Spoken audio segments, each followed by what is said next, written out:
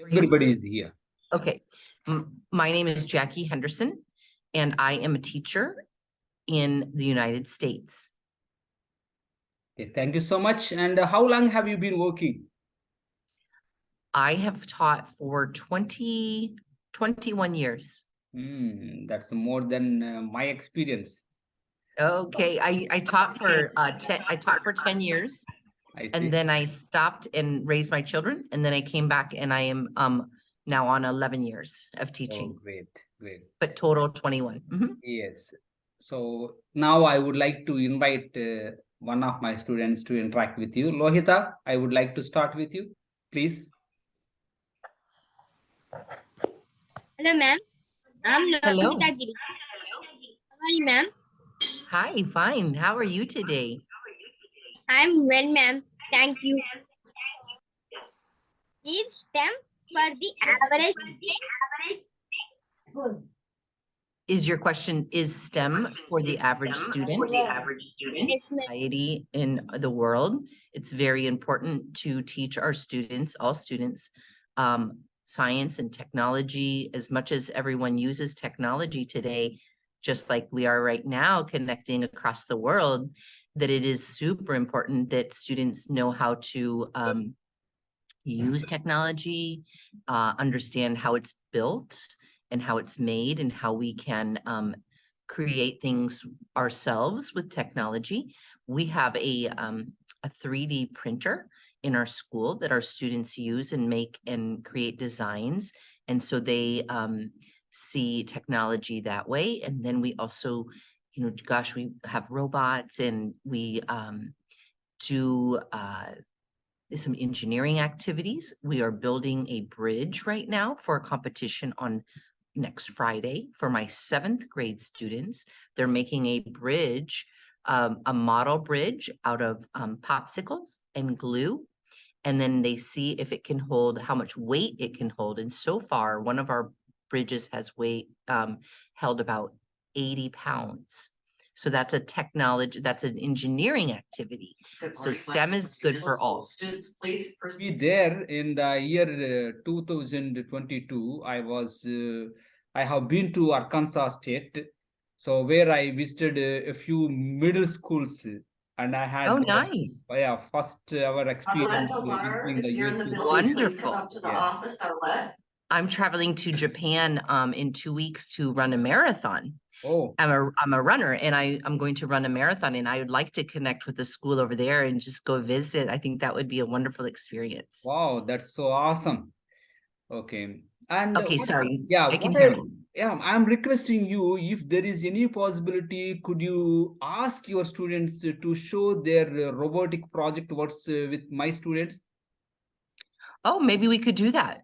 Yes. So my Okay. students can get inspiration from your project works so that they can also try maybe in their classrooms. Sure. Yeah, thank you. So what training do teachers receive for teaching STEM subjects?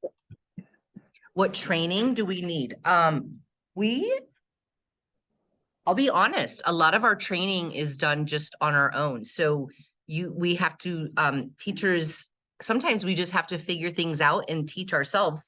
And a lot of times with my students, I teach, we learn together. So we might, like our robotics, I don't really know how to use them, but we just all team together and we learn together with the students. There are some training opportunities or chances, but sometimes it's very hard to take the time to do that. So I just have a tendency to learn with my kids, with my students. okay, thank you. Why is STEM important in life? Oh, why is STEM important in life? That's a really good question. That's a really good question. Well, I'll use my example. I'll use my example of my upcoming travel. So Emma is one of my 6th grade students, and I have been having them help me with my travel to Japan. I'm going to Tokyo. And one of the things we have to figure out is the transportation. So we live in a very small town in Iowa, in the middle of the United States, and it has 4,000 people total. And so it's very small town. We don't have buses, trains. I mean, we have a school bus, but we don't have like a city bus or trains to get us around because we just walk or drive. So in Tokyo, there's 40 million people. So I'm coming from a very small city and going to a very big city. And so Emma has been helping me use my good old phone. And we are looking on Google Maps and deciding which routes that I need to take when I land in the airport and go to my hotels.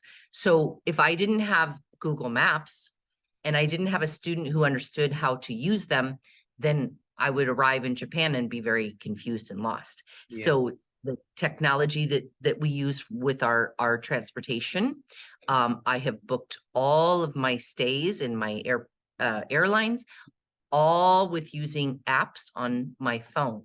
So it makes my life very much easier to make plans and to make a trip possible. Yes.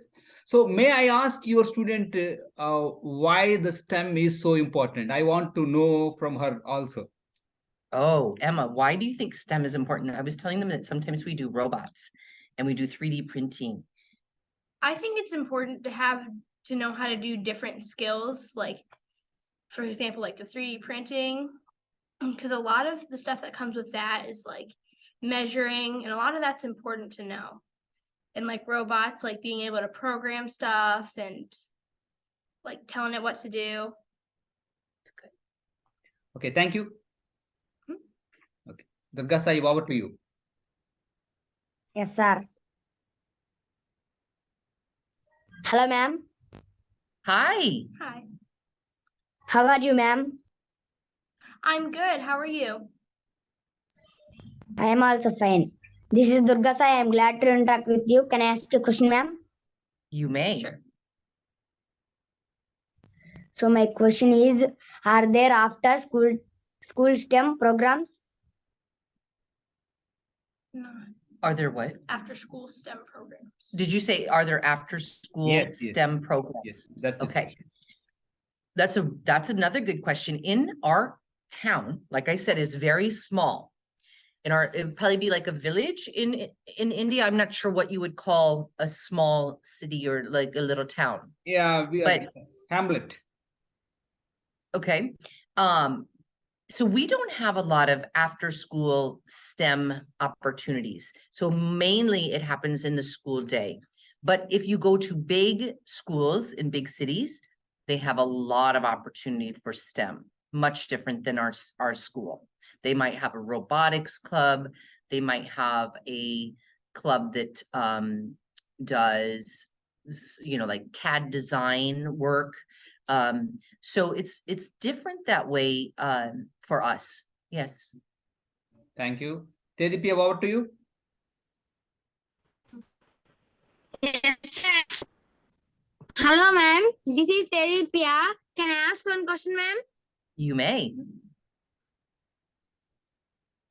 Why is STEM important to students? Why is it important to students?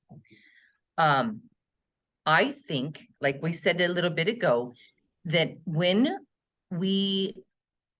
you think about if we didn't have this ability to connect with you in India, we're in Iowa, and I can call you up right in a second. We can have a connection, right? So years ago, when I was in school, we didn't have that. We didn't have telephones. We didn't have this kind of a phone. And so we couldn't communicate with people like yourselves. And now we can learn all about what happens across our world. And we've had connections with people from Spain. We've had connections with people from Poland. So we can learn what other students' lives are like in Canada. Even in the United States, there's a lot of difference between our state in a state like California. So we can learn together what makes us similar and what makes us different. And I think that that has a lot of power to change our world for the better. Absolutely. I do agree with you. Mamata, over to you. Hello, ma'am. Hello. How are you, ma'am? We are good this morning. Thank you. It's morning here, so it's just getting started for the school day. This is my mother, a sixth grader. Can I ask one question, ma'am? You may. What technology is used in a STEM classroom? What technology is used? Can you grab one of the robots? I'll show you a robot. So we have used robots. We have used, this is an example of one of the robots that we have programmed. So this is what the robot looks like. And Emma can program it and have it do like, go down the hallway, take a message to someone. So we've done a little bit like that. We also have let me show you an example of some student made a little Christmas tree at Christmas time. This was an example of a 3D print. So they designed it on the computer, and then they made a Christmas tree design for a gift to give to someone in their family. So that's another example of something that we have made with STEM. That's really incredible. For my students, it is something unusual because STEM and STEAM are not part of our curriculum. Maybe in future they might be incorporated in our curriculum, but I wish that these two streams, STEAM and STEM, need to be incorporated, because these are the two things I think need of the hour. Not just in India and U.S.A and everywhere, students have to learn this updated knowledge of STEAM and STEM. Yes. Yeah. This was something, if you can see, it's a sign that I have on my desk, and it says, "Thank you." And it was made by Emma and two of her other students, two of the other students in the class. And that was like a little gift to me that they made, and it's made out of plastic. And this was our 3D print. So they designed it in a design program, and then we printed it in our room, and I have it on my desk for decoration. Okay, great. I think Emma has a lot of creativity, I think.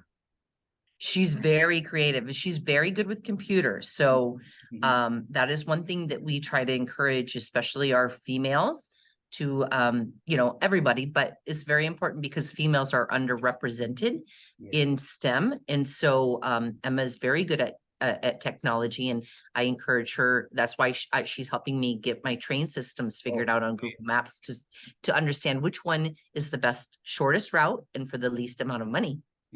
That's great. And what do you want to be, Emma, when you grow up? When I grow up, I want to be like a vet or a psychologist. I'm kind of stuck between the two. Do you want to tell them what a veterinarian? So a vet is like someone who helps like hurt animals. Say if your cat got its paw hurt or something, you would take it into a vet's office and they would help it. Emma loves horses. Emma's hobby is horses. And so she does like horse competitions. She rides her horse, right? Yeah, she rides her horse, and they is like a horse. Do you have to do jumps? No, I do Western, so there's no jumps. You just like go around doing different speeds. Okay. So that's her hobby, one of her hobbies. So she loves animals. So a veterinarian science might be an interest for her when she gets older. Science. All the best. Yes. So Sindhu, over to you. Okay, sir. Hello, ma'am. Hi. This is Sindhu, a sixth grader. I would like to ask a question, ma'am. Can I ask? You may. What are 3 benefits of STEM? 3 benefits. Okay. Anything that we haven't talked about yet? Can you think of anything? 3 benefits. Doing STEM while you're younger, like could open up opportunities. Yeah, sure. Go ahead. Doing STEM when you're younger and finding like an interest in it could open up like jobs later in life that you didn't realize you'd want to do until you knew what it was. I think one thing I'm thinking about, will you go grab one of the bridges of the high school or the 7th grade?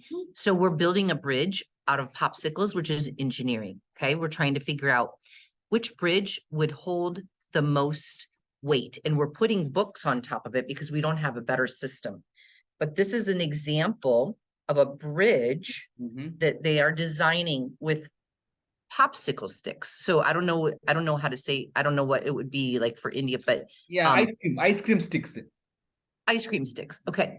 So ice cream sticks, and then they put it together, and then they'll put books on top to see how much weight it can hold. So if we didn't have bridges in our world, we couldn't travel to places. So we have people that have to learn how to design to make a bridge so that we can cross water. And even like in some countries, it's like in the United States, we just build a bridge. But in some countries, where they don't have very much money or access, it's important for students because maybe someday they'll go to a place where if they studied engineering, they can improve someone's life because they can help design and build a bridge in areas that wouldn't be able to have that. So I think it changes our world and improves lives. Okay. Ma'am, I am Saina Hi. Agustine. I'm an 8th Yes. grader. How are you, ma'am? We are fine, thank you. Ma'am, I would like to pose you a question. Can I? You may. Is STEM needed for the average students? Is STEM for the average student? We had that earlier, but we can answer it again. I was thinking about another story I was going to tell you. And this student was a very bright student, but this student was in 7th grade, and he had an accident with his hand, and he had all of his fingers were cut off when he was 2 years old. And he came to me and he showed me something that he had built with his Legos. You know what Legos are? Like a little toy. A Lego is a toy that people build things out of.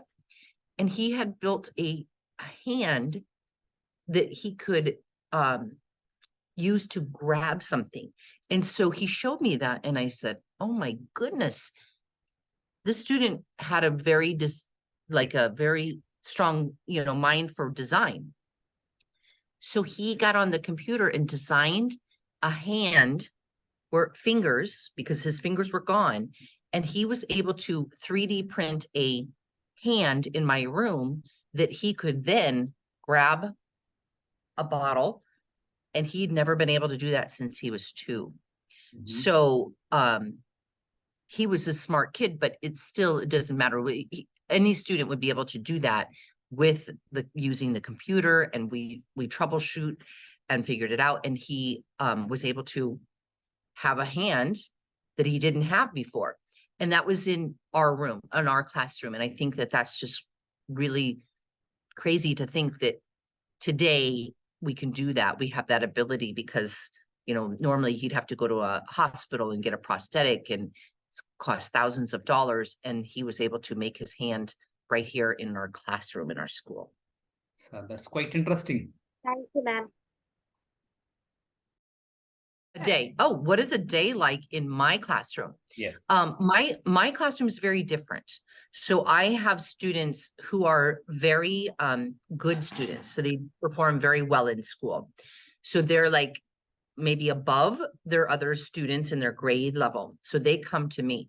But Emma she could share like what her day is like, because that's probably what you're more interested in anyway. So tell them like maybe what, like each period you have start at about 8:15, she has to be in school. And then she goes. We go to our first period classes, and she comes to me. Well, I go to her, and then about 9 o'clock, I go back to our second period, which is science for me. And then after science, I go to world culture. So here in West Liberty, we have a dual language program where students can learn 2 languages, and the other language would be Spanish. So I have my world cultures class in Spanish. And then after my world cultures class, we go to what we call essentials here. And that's like your art, your gym, and your music. And then after music or gym or whatever we had, we go to lunch, which is about 20 minutes, I'd say. And then after lunch, we go to our 5th period, which is literacy for me. So like in English, like learning how to write properly, talk properly, and just learning about the English, like learning about the English language. And then after that, I go to my Spanish literacy class. So it's like the same thing, but in Spanish. So it's like all in a completely different language. And then my last period is math. And Yeah, you just do math problems, geometry, math, Geometry, and then- algebra, yeah, that kind of thing. And by the time 7th period's done, it's time to go home, and it's like 3 o'clock. So it's about an 8-hour day. Mhm. And then she goes home and probably goes a couple days, you work on your Volleyball. horse. Oh, and she plays I play volleyball, a volleyball. sport. And she works on with her horse, either volleyball or probably working with her horse. Mhm. And then it's time to go to bed. That was a very good question. So any more questions, students? Thank you, ma'am. You're welcome. Yes, sir. Yes. Lakshman, go ahead. Yes, sir. Hello, ma'am. Hi. This is Lakshman, an 8th grader at JPHS Ilavaram. I'm glad to interact with you, ma'am. Can I ask one question? You may. How do you handle disruptive students? Oh, how do we handle disruptive students? Yes, ma'am. Well, thankfully, my group is very small. And my students are very kind and very good students. So I honestly have no problem with disruptive students. They're all very just genuinely nice and kind people. So thankfully, I don't have a problem with disruptive. But in our school, there are some. And usually the teachers will just, tell them to stop, and then they usually do. We don't have too many problems in our school. Again, it's a small school, so we have a very good relationship with our students. So yes, and Thank you, ma'am. Yes. So if those students who are not good at math, are they entitled to continue as a STEM student? Because STEM is all about math, science. So if a student is not good at math, do you think that the student is going to succeed in this STEM career? I think what's different, like maybe in your country and other countries, I think it's very path, right? Like if you're good at math or science, you're on a path. Yes. Okay. And I know because I've traveled to China, and I learned, like how the school system is that it's like early on, if you're not at performance of here, you'll never be able to, take a path of STEM or science or technology or engineering. In the United States, it's very different from that, very different. So we might have students who, even in high school, I go to the high school and I work with kids there, and they might say, after they had a science class, that they really are interested in science at 16 years old, and they can choose to study that in college, providing they have the grades to, like perform. But I've had college students who, like kids who I know who weren't going to do computer science, and then they got to college and they loved it, and then they entered. So we have a lot more flexibility, I think, than a lot of other countries, because we don't set a certain path by a certain age, and then that's the path you have to follow. So there's more more freedom. So are there any elective subjects that the students need to take along with the academics? So yes. We have to, yes, we have to take English. Yeah, you have to, I think American education is much more well, like more rounded. Okay, so it's not like if Emma's good at technology, then she doesn't ever have to take English classes, or you still have to have required courses in English, in history, in science, in even the arts, so they require that you have many different types of classes. And I have two children myself, and one studied economics in college, but he still had to take like literacy classes, like English literacy. And my daughter is studying she's in college right now, and she's studying business, but she's also taking an art history class right now, and Spanish class and business courses. So it's very, they call it like a general education. So how many subjects does a student like Emma study every day? How many subjects? She has science. Then she has like what she calls the PE, the gym class, art or music. So those are like the electives maybe. Then you have reading, math, Spanish, and history, 6. So you teach do you just work with English with these students? Only English. So it's like an after school club, or Yes, it's like a night school. Yes, okay. After school. In fact, it is a voluntary service. I don't even charge anything from them, and it's only about my passion. Oh. Yes. Do they come to you, or do you it all remote? Yeah, all remote, in fact. In the evening after. So are they all over India? No, all over India. No. It's only my school students only. These are only my school students. Okay. Okay, so you have a school, you teach in a school during the day. Yeah. And then you offer this service at night. Yes, and okay, some students, actually in my school we have 3 English teachers. So I teach only a few classrooms, but other classrooms miss my instruction. So for the sake of those students who miss my instruction, I invite them to these Zoom classes where they interact with me, and they learn the communicative skills. They interact with the foreign teachers like you. So I understand. Yes. Okay, very nice. Well, I'm sure my students would love to connect with your students and do like an exchange. Maybe we could come up with some different topics that they could Sure. Work on, if you'd like. Because I think we haven't had many opportunities to connect with students from India. So I think that would be very informative. It's lovely to interact with you, because we love to work with you, especially in the robotics, because my students are also very keen to make bridges like your students did, so that we can collectively we can do a project from your side and my side, so that we can share and we can do it. It's so informative and so useful to both the students.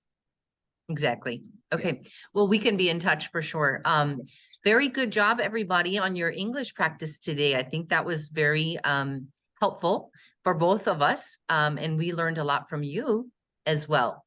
Thank you so much for your time. And could you please give a final message to my students? A final message? Yeah. Yes. Well, I'm hoping that we all get to meet again. And I really appreciate your time today and you practicing your English. So I think that that is very admirable. I know it's hard to be in front of a camera and using your second language or third language. My students have a hard time when we do this in Spanish, but I think it's a very good practice. And it brings our world closer and makes us all just better people. Thank you. A few words from your student. Oh, from Emma. Yeah. Oh, I hope we get to meet again. This was really fun, and I'm happy that I got to interact with all of you guys and meet you all. She didn't know. She just came to my room and I didn't tell her we were doing this. So she didn't know. So she did a very good job of being, Yeah, absolutely. on the spot. Yes. Yeah. Thank you so much for your time and have a great day. See you soon.